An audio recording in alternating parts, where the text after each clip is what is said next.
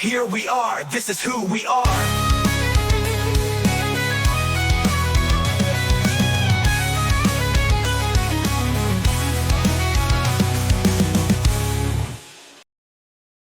Thanks, everybody, for joining us. This is from Randy. Randy, thank you for being one of our patrons. Randy is a very nice individual. Big supporter of our channel, actually. Big supporter. Yeah. This is what Randy has to say. For my request this month, I'd love for you to react to Beyonce's stunning performance of America the Beautiful at Obama's inaugural concert. It's a beautiful throwback to, let's say, simpler times, offering a striking contrast to the challenges we face today. Her performance perfectly captures the emotion and hope of that moment. I can't believe it's been 16 years. Yeah. Oh, sorry, still plenty there. No, that's okay. I definitely felt when that happened, I really felt like, okay, this is it's a big step for America. Way to go. And it really was. I'm curious to see this. Like, I don't know if we've ever seen Beyonce in this kind of a venue, in a more political arena. We've seen her at like award shows and Super Bowl, but in a political setting, that this is not something we've seen. I wonder who would sing at our prime minister's first day in office. Celine Dion? Celine Dion? Celine Dion? Like who's the Canadian equivalent? Maybe possibly Celine Dion would be the equivalent. I'm trying to think of a bigger female artist that we have in Canada. Who are female artists today though? Like Celine Dion's on. She's unfortunately unhealthy. Like yeah, and who is like, I don't know, Canada's diva? Oh, Avril Lavigne could do it.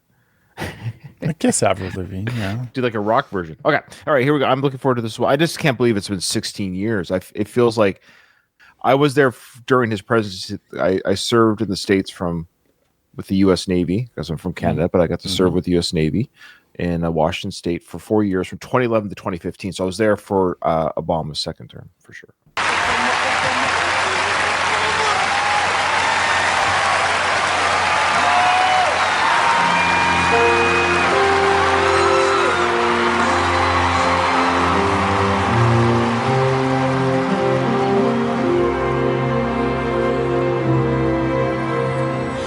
Oh, beautiful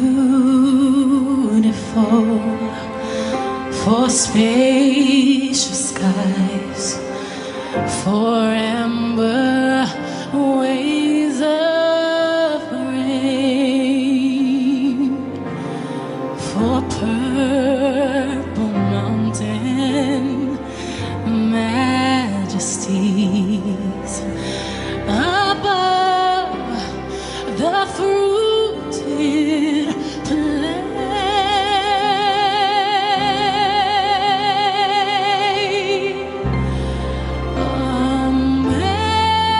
Background dancing. America, God shed His grace on thee and crown thy good with brotherhood. Oh wow! From sea to shining sea. America, can you feel it? Stand up, sing with me. Oh, beautiful for space. Skies, for amber waves Oh, Bruce. of Yeah, Bruce. rain, for purple mountain majesty. Abraham Lincoln. Above the fruited plain. Oh, America, Ross Groban. America, God shed His grace on thee. Stevie Wonder. Crown thy good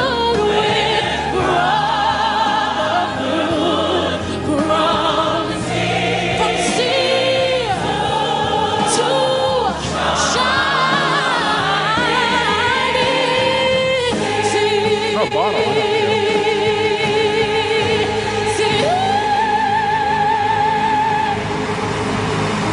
America, we are one.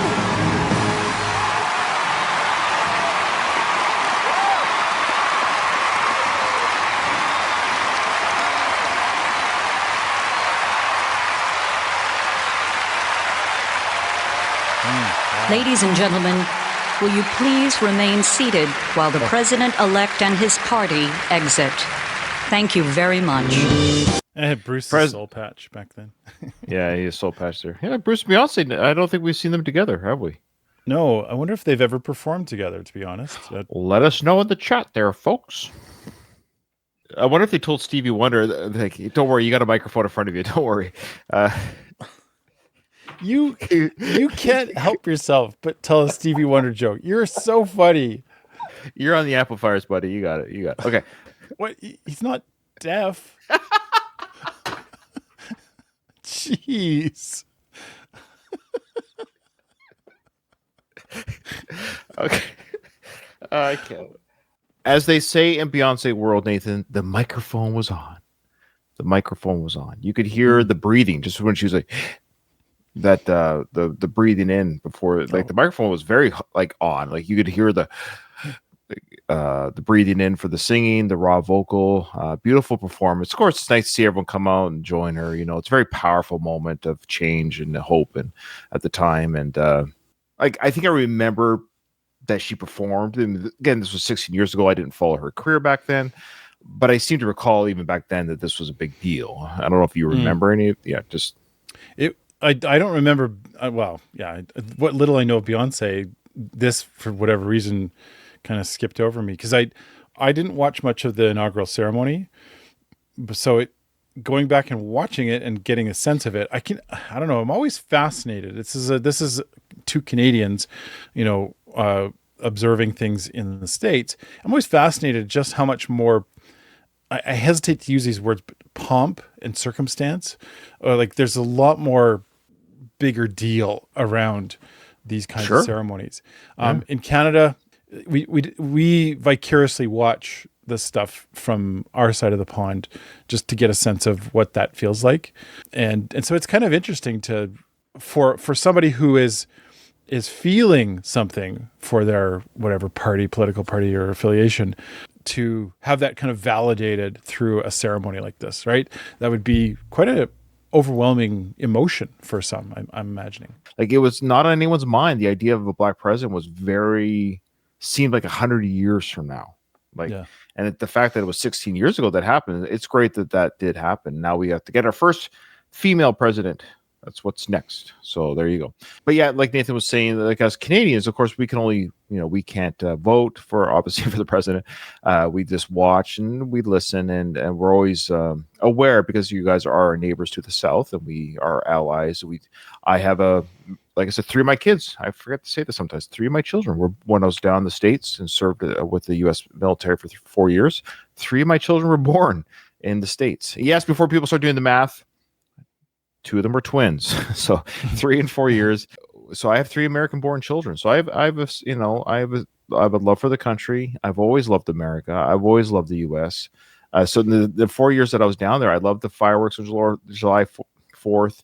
So like you're saying, Nathan, even though it wasn't very far from where I lived in Victoria, like the change in, I don't know, the patriotism, you could, and it's like, it felt good you could sense to celebrate like a July 4th, a simple holiday, so to speak, maybe in Canada, but there's a different feeling down there. They really do celebrate their country, which also explains the passion the political parties and people who are part of whatever side of the fence can be very passionate about how they feel where their country should go. So I living there for 4 years, I got the idea of, I can see that passion. So it's a fascinating study anyways, at the end of the day. So the biggest difference is in the US, it was a very big deal for them to go, sorry, king and queen, we're done with you. Like that was, they fought for that. You're right. They fought for that. You're right. And so celebrating that has always been a very big deal. And so there's a very long tradition of that. So yeah, we just waited it out. We waited it out. Yeah. We're just like, eventually we'll just